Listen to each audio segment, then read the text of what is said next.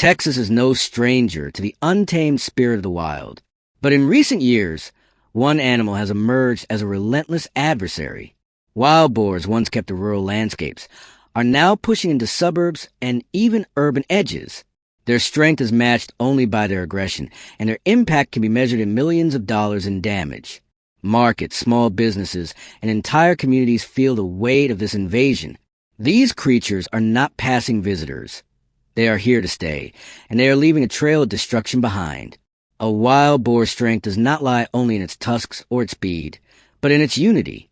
They live in herds, tight-knit groups that move as one. A typical herd can include 6 to 15 members, led by a dominant male alongside females and their young. Together, they search for food, guard each other from threats, and navigate the land with an instinct that has been sharpened over centuries. Moving in a group gives them an edge, allowing them to cover more ground and find resources faster. When one senses danger, the entire herd reacts instantly, a synchronized wave of survival. Across the United States, the growth of wild hog populations has transformed hunting from tradition into necessity. What was once a seasonal pursuit has now become a year-round battle. Current estimates place the national wild hog population at around 9 million, and every year their numbers grow. They adapt quickly, reproduce rapidly, and resist most forms of control. Farmers and conservationists now face a problem too big to ignore. The cost of this problem is staggering. Crops are torn from the ground overnight. Fences meant to protect livestock are crushed under their weight. Water systems are damaged, flooding fields and disrupting irrigation. In Texas alone, the annual damage caused by wild hogs is estimated at more than $50 million. For farmers who work tirelessly to keep their land productive, the losses are more than financial. They are personal, an attack on their way of life. To fight back, hunting has evolved into a calculated, coordinated effort that blends old skills with new technology. This war is fought with more than rifles. In the stillness of a Texas cornfield, a sharp metallic snap breaks the night. A massive net trap closes in seconds, capturing an entire sounder before they can scatter. It looks like a scene from fiction, but for many farmers, it is reality. The shift from firearms to traps is strategic. Unlike bullets, nets work silently and efficiently, fueled not by ammunition, but by ingenuity. A well-placed net, secured with steel stakes and baited with a potent mixture of fermented corn and gelatin, can lure an entire herd to its fate. Modern net traps are far from simple. They are equipped with motion sensors, infrared cameras, and remote controls linked to smartphones. This technology allows hunters to wait for the perfect moment, ensuring that no animal escapes. The traps are most effective at night, when the boars are boldest and least wary. In these hours, the success rate soars, and entire herds can be removed in one operation. Beyond efficiency, net traps also address ethical concerns. They capture animals alive, allowing for controlled relocation or humane dispatch. In Texas, strict regulations prohibit the hunting of pregnant females or mothers with piglets, with heavy penalties for violations. This balance between control and compassion is critical in a battle that affects both ecosystems and livelihoods. The cost difference is also undeniable. A single helicopter hunt can drain over $1,500 in just hours, while a well-placed net can achieve the same results for a fraction of the price. One Arkansas hunter recalled catching an entire herd for just $200 in a single evening. No gunfire, no chaos, just precision. Still, opinions are divided. Animal welfare groups point out that confinement causes stress, while others argue the alternative, high-powered gunfire can be more dangerous to the environment, other species, and even hunters. For many, net traps are the lesser of two evils, a tool that serves both safety and sustainability. For those seeking a challenge, some competitions in the United States still celebrate the art of the hunt. Hunters gather to test their skill, some using bows, others rifles, each bound by strict ethical rules. Bow hunting, in particular, is revered for its difficulty. It demands patience, stealth, and a deep connection to the land. Each shot is personal, requiring the hunter to move closer, to feel the heartbeat of the wild before letting the arrow fly. Bow hunting carries its own rewards. It is quieter, sparing the land the echo of gunfire. It preserves more of the meat, leaving less waste. It connects a hunter to an ancient tradition where survival relied on precision and respect for the prey. But it is also more dangerous. Wild boars are unpredictable, and facing them at close range can turn the hunter into the hunted in an instant. Weather, too, becomes a factor, as rain or freezing cold can weaken the bow's performance. In this struggle between human ingenuity and wild instinct, there is no single answer.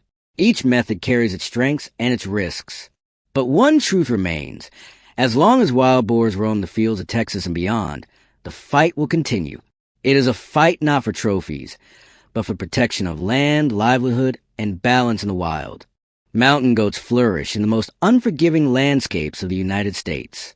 With a population estimated at around 3 million, these animals are the undisputed rulers of the high country, perfectly adapted to the severe conditions of the Rocky Mountains and other lofty ranges.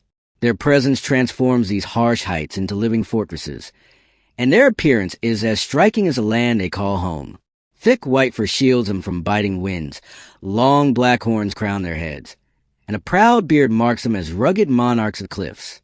Their ability to navigate sheer rock faces with impossible precision fascinates wildlife lovers and fuels the dreams of determined hunters. The distinct physical features of the mountain goat are more than just beauty. Their prominent beard, paired with a short tail, creates an unmistakable silhouette against the snow. The long black horns, ranging from just under 6 inches to nearly 11, are both weapons and symbols.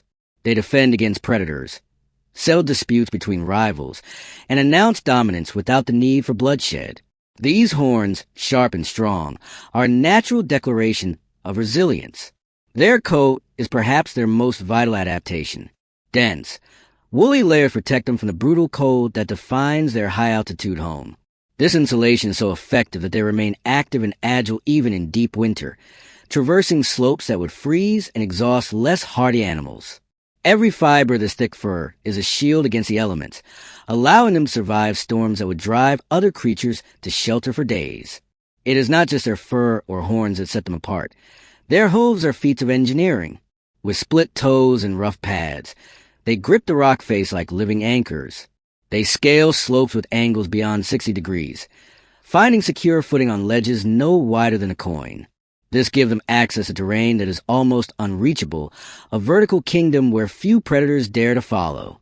This agility keeps them safe, but also makes them elusive to hunters, who must match their endurance and skill just to get close. Because of these abilities, mountain goats inhabit some of the most remote corners of North America. In these isolated sanctuaries, sightings are rare. The rugged terrain shelters them from human intrusion, but for hunters, it presents the first and greatest challenge. Every step in their pursuit is a battle against the mountain itself. In the United States, hunting season for mountain goats typically runs from late August to late November, though exact dates vary by state. A hunting license is not only a legal requirement, but also a crucial part of conservation, ensuring that populations remain healthy and sustainable. These permits fund wildlife management programs that protect both the goats and their fragile environments.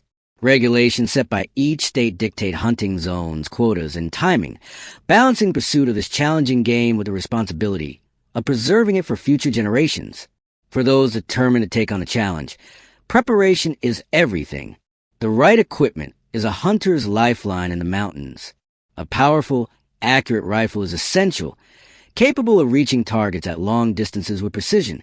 The steep and unforgiving terrain often makes close encounters rare, so being able to take a clean, humane shot from afar is critical. Choosing the wrong firearm or underestimating the conditions can turn an already difficult hunt into an impossible one. Binoculars are just as important as rifles. The vastness of mountain goat habitat means hunters must be able to locate and track from great distances. High magnification and sharp clarity allow them to study movements, judge distances, and plan a safe and effective approach. Without them, a hunter risks missing their chance entirely or worse, making a dangerous misstep in unfamiliar terrain. In these mountains, every detail matters, from the gear you carry to the steps you take. The advantages of rifles in mountain goat hunting are clear. They offer power, precision, and the safety of distance.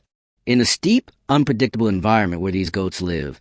Being able to keep space between yourself and a large, potentially dangerous animal is more than a convenience. It is a necessity.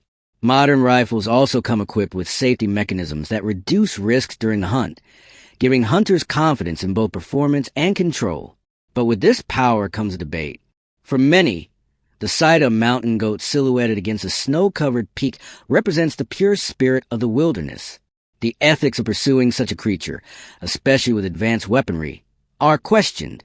Is it fair to take a life from so far away, when the animal's defenses are built for close combat and escape by terrain rather than technology? For some, the answer lies in tradition, conservation, and respect. For others, the hunt feels like an intrusion into a world that should remain untouched. This tension is part of what makes mountain goat hunting so complex. It is not just a physical challenge, but an emotional and moral one. To step into their world is to test your endurance, skill, and resolve, and to decide for yourself where the line between survival and sport truly lies. The Chacma baboon is no ordinary animal. Sharing 91% of its DNA with humans, it possesses an unsettling intelligence that makes it a master of survival. In the wild, they form tightly bonded troops, communicating with complex signals, strategizing raids, and protecting one another with fierce loyalty. They can sprint at 31 miles per hour, leap across obstacles with ease, and their jaws are so powerful they can rip through wire fencing in seconds. To a farmer trying to protect crops or livestock, they are more than a pest. They are an organized enemy. Every year, these troops cause millions of dollars in agricultural losses. They target maize fields, fruit orchards, and vegetable plots, often stripping them clean in a single night. They move quickly and vanish just as fast, leaving behind nothing but flattened plants and scattered debris. For rural families relying on these crops, a single raid can mean the difference between stability and hardship. And the worst part? These baboons adapt. Whatever measure you take to keep them out, they learn to get past it. In urban edges and growing towns, the problem escalates. Baboons raid open-air markets, steal food directly from vendors, and push their way into kitchens through unlocked doors or broken windows. Once inside, they tear through cupboards, dump flour across the floor, and snatch anything edible before vanishing back into the streets. And they do not shy away from confrontation. If challenged, they bare their teeth, lash out, and sometimes attack outright. Injuries from such encounters are not rare. Across Africa, farmers are not only battling Chacma baboons. In some regions, invasive wild boars are tearing up fields and competing for resources, adding another layer to the crisis. Both species share traits that make them difficult to control: rapid reproduction, high intelligence, and a complete lack of fear toward humans. For those trying to protect their livelihoods, the fight feels endless. One farmer, desperate after months of damage, called in a professional hunter. The hunter carried a Winchester .308 rifle, a weapon known for accuracy and stopping power at a distance. He scouted the land, identified likely paths the baboons use, and set traps to corral them into range. For hours he waited, unmoving, the rifle balanced, eyes locked on the undergrowth. When the first baboon appeared, he exhaled and squeezed the trigger. But the shot missed. What happened next was chaos. The troop erupted into movement, scattering in every direction. But instead of fleeing entirely, they countered with boldness. Some rushed toward the traps, tearing them apart. Others moved to higher ground, watching, barking sharp alarm calls to warn their companions. The planned hunt unraveled within minutes, and the hunter left with nothing but frustration. In recent years, hunters and wildlife managers have turned to technology to gain an advantage. GPS-enabled traps now track troop movements in real time. Artificial intelligence algorithms analyze patterns, predicting where the baboons will strike next. This data-driven approach has allowed some to intercept raids before they happen, reducing damage without relying solely on lethal force. It is not perfect, but it has shifted the balance. Scientists are also exploring long-term population control through sterilization. Dart guns loaded with contraceptive agents have been tested in certain areas, targeting dominant males and breeding females. The idea is simple: reduce the birth rate and allow the population to decline naturally over years instead of decades. It is a slower solution, but one that avoids a constant cycle of hunting and retaliation. The debate over how to handle chacma baboons is growing louder. Some argue that hunting, even with modern rifles, is not the answer. They see it as an unfair fight, a contest in which the baboons have little chance against human weaponry. Others point out that without active control, the damage will cripple rural economies and threaten food security. In other corners of Africa, drones have entered the battle. Equipped with cameras and thermal imaging, they can track baboon troops over long distances, guiding ground teams directly to their location. In theory, this method could replace risky close encounters, keeping both people and animals safer. It might even be adapted for non-lethal deterrence, using sound, light, or chemical repellents to drive the baboons away before a raid begins. Still, the question remains, is there a single best solution, or will the fight against the chacma baboon always require a blend of strategies? What is certain is that the stakes are high, and with each year, the challenge grows. Peter was more than just a bear. His presence radiated authority, the kind that made lesser predators melt into the shadows. Each movement of his massive frame spoke of the battles he had won and the harsh winters he had survived. As a dominant male grizzly, his hunting instincts were razor-sharp, honed by years of competition, where every meal could mean the difference between strength and starvation. In Alaska, food is not given freely. It is fought for tooth and claw, especially when the air turns colder and the days shorten, whispering the approach of winter. Bears have haunted these Alaskan forests for centuries, their heavy paw prints pressed into the same earth where early trappers once walked. Records from the 1800s speak of their presence, tales of encounters that often ended in awe or bloodshed. Over generations, these bears have grown massive, their hulking bodies armored in thick fur and layers of muscle. This size is no accident. It is survival, carved by brutal winters and scarce food.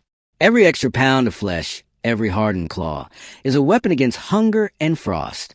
When I began preparing for this hunt, I knew it would demand more than strength. It would require patience, precision, and a deep respect for the animal I sought. I made my way to the Alaska General Store in Anchorage, a place where the air smells of leather and oil, and every shelf tells a story of survival. I moved through rows of gear, my hands brushing over cold steel rifle barrels, sleeping bags designed to keep a man alive in sub-zero nights, and GPS devices capable of guiding hunters through the darkest, most tangled wilderness. In my pack, I made room for a military-grade first aid kit. Out here, mistakes are rarely forgiven. Choosing my weapon was a decision I lingered over. In Alaska, the choice between gun and bow is more than just preference. It defines the entire hunt.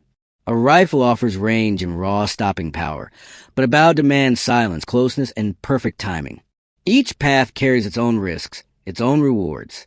For this hunt, both would find their place. Our first destination was Kodiak Island, a place whispered about among hunters. Joe, my companion in this venture, and I had been planning this moment for months. We stood at the forest's edge, the air thick with the scent of damp earth and salt carried from the sea. Around us, the untamed wild stretched endlessly, a cathedral of towering trees and shadowed trails. The silence here was not empty. It was alive, filled with the slow heartbeat of the land and the unspoken knowledge that something was always watching. By mid-morning, we had built a modest shelter, nothing more than what was needed to keep the elements at bay. We gathered our gear in the soft light, checking every strap and buckle, every arrow and bullet. We spoke little. Out here, words felt heavy, and the forest listened to every sound. Instead, we moved with quiet purpose, each step measured, each glance a silent exchange of readiness. The first bear came into view like a shadow taking shape, a ripple in the landscape, a shift in the wind. And then he was there, his massive frame moving with surprising grace along the riverbank. The shot was clean, the moment swift, and the hunt's first chapter was written. But in the wild, victory is never an ending. It is only an opening to the next challenge. We pressed deeper into the forest, the terrain growing wilder with every step. The next hunt would test us even more. Joe, bow in hand, moved ahead, his eyes fixed on a shape emerging between the trees. The bear was close enough now that I could hear the slow rumble of its breath, See the rise and fall of its chest beneath the thick pelt. Time seemed to narrow to a single point, the moment before release when everything depends on perfect control. When the first day drew to a close, we returned to our tent.